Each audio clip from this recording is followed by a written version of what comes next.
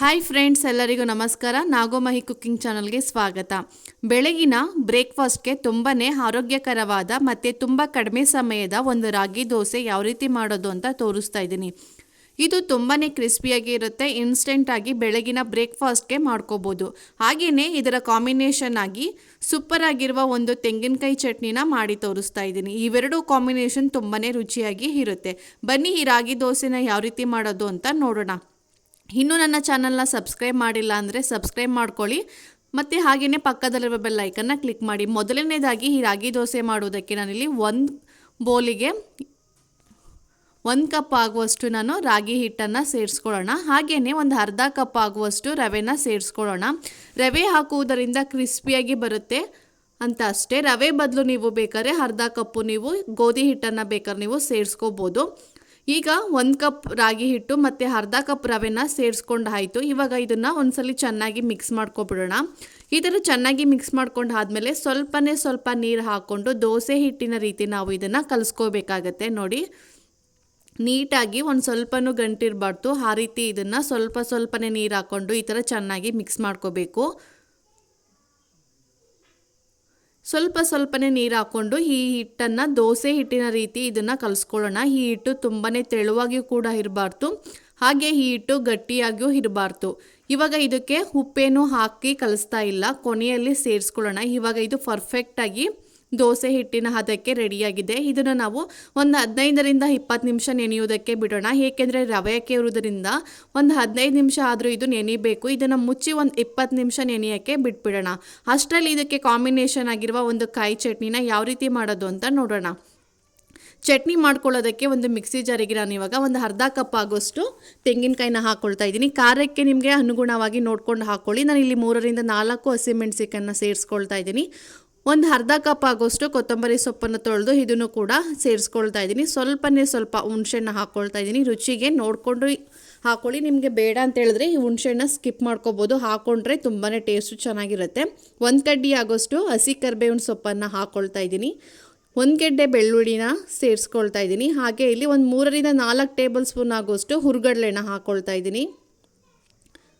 ಮತ್ತು ಇವಾಗ ರುಚಿಗೆ ತಕ್ಕಷ್ಟು ಉಪ್ಪನ್ನು ಸೇರಿಸ್ಕೊಳ್ಳೋಣ. ಸ್ವಲ್ಪ ನೀರನ್ನು ಸೇರಿಸ್ಕೊಂಡು ಇದನ್ನು ರುಬ್ಕೊಳ್ಳೋಣ. ಇವಾಗ ನೋಡಿ, ಚಟ್ನಿ ಈ ರೀತಿ ಗ್ರೈಂಡ್ ಮಾಡ್ಕೊಳ್ತಾ ಇದ್ದೀನಿ. ಇವಾಗ ನಿಮಗೆ ಯಾವ ರೀತಿ ಬೇಕೋ ಆ ರೀತಿ ಇದನ್ನು ರುಬ್ಕೋಬೋದು. ತರಿಯಾಗೂ ಬೇಕಾದ್ರೂ ನೀವು ರುಬ್ಕೋಬೋದು, ಇಲ್ಲಾಂದರೆ ನುಣ್ಣಗೆ ಬೇಕಾದ್ರೂ ರುಬ್ಕೋಬೋದು. ನಾನು ಇವಾಗ ಮೀಡಿಯಮ್ ಆಗಿ ಈ ಥರ ನುಣ್ಣಗೆ ರುಬ್ಕೊಂಡಿದ್ದೀನಿ. ಇದು ಸ್ವಲ್ಪ ಗಟ್ಟಿಯಾಗಿದೆ, ಅದಕ್ಕೋಸ್ಕರ ಸ್ವಲ್ಪ ನೀರನ್ನು ಹಾಕ್ಕೊಂಡು ಇದನ್ನು ಒಂದ್ಸಲಿ ಚೆನ್ನಾಗಿ ಮಿಕ್ಸ್ ಮಾಡ್ಕೊಳ್ತಾ ಇದ್ದೀನಿ. ಈ ಥರ ಚೆನ್ನಾಗಿ ಮಿಕ್ಸ್ ಮಾಡ್ಕೊಂಡಾದ್ಮೇಲೆ ಈ ಚಟ್ನಿಯನ್ನು ಒಂದು ಬೌಲ್ಗೆ ಸೇರಿಸ್ಕೊಳ್ಳೋಣ. ಇದಕ್ಕೆ ಸ್ವಲ್ಪ ಒಗ್ಗರಣೆನ ಹಾಕ್ಕೊಳ್ಳೋಣ. ತುಂಬಾ ಟೇಸ್ಟು ಚೆನ್ನಾಗಿರುತ್ತೆ. ಬೇಡ ಅಂತ ಹೇಳಿದ್ರೆ ನೀವು ಈ ಒಗ್ಗರಣೆನ ಸ್ಕಿಪ್ ಮಾಡ್ಕೋಬೋದು. ಈ ಒಗ್ಗರಣೆಗೆ ಸ್ವಲ್ಪ ಎಣ್ಣೆ ಹಾಕಿ ಒಂದು ಸ್ವಲ್ಪ ಸಾಸಿವೆ ಹಾಕ್ಕೊಳ್ತಾ ಇದ್ದೀನಿ. ಒಂದು ಸ್ವಲ್ಪ ಕಡಲೆಬೇಳೆ ಮತ್ತು ಸ್ವಲ್ಪ ಉದ್ದಿನಬೇಳೆ, ಸ್ವಲ್ಪ ಕರಿಬೇವಿನ ಸೊಪ್ಪು, ಹಾಗೆ ಒಂದು 2 ಒಣಮೆಣಸಿಕಾಯಿನ ಹಾಕ್ಕೊಳ್ತಾ ಇದ್ದೀನಿ. ತುಂಬಾ ಟೇಸ್ಟು ಚೆನ್ನಾಗಿರುತ್ತೆ. ಇದನ್ನು ಫಸ್ಟೇ ರೆಡಿ ಮಾಡಿ ಇಟ್ಕೊಂಡಿದ್ದೆ. ಈ ಒಗ್ಗರಣೆನ ಈ ಚಟ್ನಿಗೆ ಆ್ಯಡ್ ಮಾಡ್ಕೊಳ್ತಾ ಇದ್ದೀನಿ. ನೋಡಿ ಎಷ್ಟು ತುಂಬಾ ಚೆನ್ನಾಗಿರುತ್ತೆ. ಇದರ ಒಗ್ಗರಣೆ ಹಾಕಿ ಮಾಡೋದ್ರಿಂದ ಒಂದೊಳ್ಳೆ ಟೇಸ್ಟು ಕೂಡ ಕೊಡುತ್ತೆ. ಇವಾಗ ನೋಡಿ, ಇದು ಚಟ್ನಿನೂ ಕೂಡ ರೆಡಿಯಾಗಿದೆ. ಇದನ್ನು ಪಕ್ಕಕ್ಕಿಟ್ಟು ಆವಾಗಲೇ ಮಿಕ್ಸ್ ಮಾಡಿರುವ ರಾಗಿ ಹಿಟ್ಟನ್ನು ನೋಡೋಣ. ಇವಾಗ ರಾಗಿ ಹಿಟ್ಟನ್ನು ತೋರಿಸ್ತಾ ಇದ್ದೀನಿ. 20 ನಿಮಿಷ ಇದು ಚೆನ್ನಾಗಿ ನೆಂದಿದೆ. ಇವಾಗ ಇದಕ್ಕೆ ಸ್ವಲ್ಪ ಗಟ್ಟಿಯಾಗಿದೆ, ಯಾಕಂದರೆ ನಾವು ರವೆ ಹಾಕಿರ್ತೀವಲ್ಲ, ಅದಕ್ಕೋಸ್ಕರ ಇದು ಸ್ವಲ್ಪ ಗಟ್ಟಿಯಾಗಿರುತ್ತೆ. ಸ್ವಲ್ಪ ನೀರನ್ನು ಹಾಕ್ಕೊಂಡು ದೋಸೆ ಹಿಟ್ಟಿನ ಅದಕ್ಕೆ ಕಲಿಸ್ಕೊಳ್ಳೋಣ.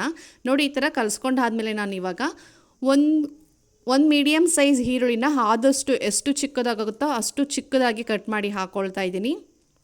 ಮತ್ತು 1 ಟೇಬಲ್ ಸ್ಪೂನ್ ಆಗೋಷ್ಟು ಕೊತ್ತಂಬರಿ ಸೊಪ್ಪು, ಸ್ವಲ್ಪ ಕರಿಬೇವಿನ ಸೊಪ್ಪು ಎರಡೂ ಚಿಕ್ಕದಾಗಿ ಕಟ್ ಮಾಡಿ ಹಾಕ್ಕೊಳ್ತಾ ಇದ್ದೀನಿ. ಖಾರಕ್ಕೆ ಹಸಿಮೆಣಸಿನಕಾಯಿನ 2 ತೊಗೊಂಡು ಈ ಥರ ಚಿಕ್ಕದಾಗಿ ಕಟ್ ಮಾಡಿ ಹಾಕ್ಕೊಳ್ತಾ ಇದ್ದೀನಿ. ಮತ್ತು ಒಂದು ಅರ್ಧ ಕಪ್ ಆಗೋಷ್ಟು ನಾನಿಲ್ಲಿ ತೆಂಗಿನಕಾಯಿನ ಪೀಸ್ ಮಾಡಿ ಹಾಕ್ಕೊಳ್ತಾ ಇದ್ದೀನಿ. ತುಂಬಾ ಟೇಸ್ಟು ಚೆನ್ನಾಗಿರುತ್ತೆ. ಮತ್ತು ಇವಾಗ ರುಚಿಗೆ ತಕ್ಕಷ್ಟು ಉಪ್ಪನ್ನು ಹಾಕ್ಕೊಂಡು ಇದನ್ನು ಚೆನ್ನಾಗಿ ಮಿಕ್ಸ್ ಮಾಡ್ಕೊಳ್ಳೋಣ. ಇದು ಇವಾಗ ಪರ್ಫೆಕ್ಟಾಗಿ ದೋಸೆ ಹಿಟ್ಟು ರೆಡಿಯಾಗಿದೆ. ಇವಾಗ ಸ್ಟವ್ ಆನ್ ಮಾಡ್ಕೊಳ್ಳೋಣ. ಸ್ಟವ್ ಆನ್ ಮಾಡಿ ಒಂದು ದೋಸೆ ಹಂಚನ್ನು ಇಟ್ಕೊಂಡಿದ್ದೀನಿ. ಇದು ಸ್ವಲ್ಪ ಬಿಸಿ ಆದಮೇಲೆ ಒಂದು ಅರ್ಧ ಟೇಬಲ್ ಸ್ಪೂನ್ ಆಗೋಷ್ಟು ಎಣ್ಣೆನ ಹಾಕಿ ಈರುಳ್ಳಿಯಿಂದ ಈ ಥರ ಚೆನ್ನಾಗಿ ಉಜ್ಕೊಳ್ಳೋಣ. ಈ ರೀತಿ ಮಾಡೋದ್ರಿಂದ ದೋಸೆ ಚೆನ್ನಾಗಿ ಬರುತ್ತೆ ಮತ್ತು ಎಲ್ಲೂ ಪೀಸ್ ಆಗಲ್ಲ. ಅದಕ್ಕೋಸ್ಕರ ಈ ಥರ ಈರುಳ್ಳಿಯಿಂದ ಉಜ್ಕೊಳ್ತಾ ಇದ್ದೀನಿ ಅಷ್ಟೇ. ಇವಾಗ ಈ ದೋಸೆ ಹಿಟ್ಟನ್ನು ಸೇರಿಸ್ತಾ ಇದ್ದೀನಿ. ನಿಮಗೆ ದೋಸೆ ತೆಳುವಾಗಿ ಬೇಕಾ ಅಥವಾ ದಪ್ಪವಾಗಿ ಬೇಕಾ ನೋಡಿಕೊಂಡು ದೋಸೆ ಹಿಟ್ಟನ್ನು ಹಾಕ್ಕೊಳ್ಳಿ. ನಾನಿಲ್ಲಿ ಒಂದು ಮೀಡಿಯಮ್ ಆಗಿ ಮಾಡಿ ತೋರಿಸ್ತಾ ಇದ್ದೀನಿ ನೋಡಿ. ಇವಾಗ ಹಿಟ್ಟೆಲ್ಲ ಹಾಕ್ಕೊಂಡಾದ್ಮೇಲೆ ಒಂದು ಸ್ವಲ್ಪ ಬೇಯಬೇಕು, ಒಂದು 2 ನಿಮಿಷ ಲೋ ಮೀಡಿಯಮಲ್ಲಿ ಇಟ್ಕೊಂಡು ಬೇಯಿಸ್ಕೊಳ್ಳೋಣ. ಇವಾಗ ಹೈ ಫ್ಲೇಮಲ್ಲಿ ಇಟ್ಕೊಂಡು 1 ಸ್ಪೂನ್ ಆಗೋಷ್ಟು ತುಪ್ಪ ಅಥವಾ ಎಣ್ಣೆನ ನಿಮ್ಗೆ ಯಾವ್ದು ಬೇಕು ಕಾಂಬಿನೇಷನ್ ಅದು ನೋಡ್ಕೊಂಡು ಹಾಕ್ಕೊಳ್ಳಿ. ಇದನ್ನು ಇವಾಗ ಎರಡೂ ಸೈಡು ಚೆನ್ನಾಗಿ ಬೇಯಿಸ್ಕೊಳ್ಳೋಣ. ನೋಡಿ ನಾನು ಇವಾಗ ಎರಡೂ ಕಡೆ ಚೆನ್ನಾಗಿ ಬೆಂದಿದೆ. ಇಷ್ಟೇ, ಇದು ರಾಗಿ ದೋಸೆ ಇವಾಗ ರೆಡಿಯಾಗಿದೆ. ಇದನ್ನು ಇವಾಗ ಒಂದು ಪ್ಲೇಟ್ಗೆ ಸರ್ವ್ ಮಾಡ್ಕೊಳ್ತಾ ಇದ್ದೀನಿ. ತುಂಬಾ ಕ್ರಿಸ್ಪಿಯಾಗಿ ಬೇಕಾದ್ರೂ ಮಾಡ್ಕೋಬೋದು, ಇಲ್ಲಾಂದರೆ ಬೇಕಾದ್ರೆ ನಿಮಗೆ ಸಾಫ್ಟಾಗಿ ಕೂಡ ಬೇಕಾದರೂ ಮಾಡ್ಕೋಬೋದು. ಯಾವ ರೀತಿ ಬೇಕೋ ಆ ರೀತಿ ರಾಗಿ ದೋಸೆನ ಕೂಡ ನೀವು ಮಾಡ್ಕೋಬೋದು.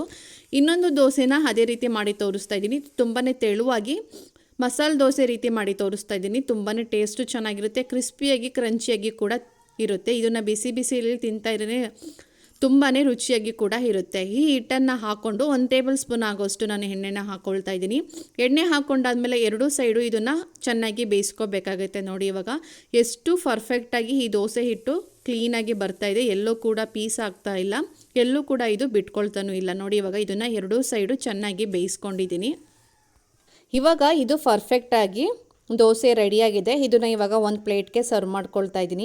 ನೋಡಿದ್ರಲ್ಲ, ನಾನು ಈ ದೋಸೆ ಹಿಟ್ಟನ್ನು ಉಪಯೋಗಿಸಿ ಎರಡೂ ರೀತಿ ದೋಸೆನ ರೆಡಿ ಮಾಡಿದ್ದೀನಿ. ಒಂದು ನಾರ್ಮಲಾಗಿ ದೋಸೆನ ರೆಡಿ ಮಾಡಿದ್ದೀನಿ, ಹಾಗೆ ಒಂದು ಮಸಾಲೆ ರೀತಿಯಾಗಿ ದೊಡ್ಡದಾಗಿ ದೋಸೆನ ರೆಡಿ ಮಾಡಿ ತೋರಿಸ್ತಾ ಇದ್ದೀನಿ. ಎಲ್ಲೂ ಕೂಡ ಇದು ಬಿಟ್ಟೋಗಿಲ್ಲ ಮತ್ತು ಇದು ಎಲ್ಲೂ ಕಟ್ಟು ಆಗಿಲ್ಲ. ಎಷ್ಟು ಸಾಫ್ಟಾಗಿ ಕೂಡ ಈ ದೋಸೆ ರೆಡಿಯಾಗಿದೆ. ಇದಕ್ಕೆ ಕಾಂಬಿನೇಷನ್ ಆಗಿ ನಾನು ಇವಾಗ ಕಾಯಿ ಚಟ್ನಿನ ಸರ್ವ್ ಮಾಡ್ಕೊಳ್ತಾ ಇದ್ದೀನಿ. ಇವೆರಡೂ ಕಾಂಬಿನೇಷನ್ ತುಂಬಾ ರುಚಿಯಾಗಿರುತ್ತೆ ಮತ್ತು ತುಂಬಾ ಆರೋಗ್ಯಕ್ಕೂ ತುಂಬಾ ಒಳ್ಳೆಯದು.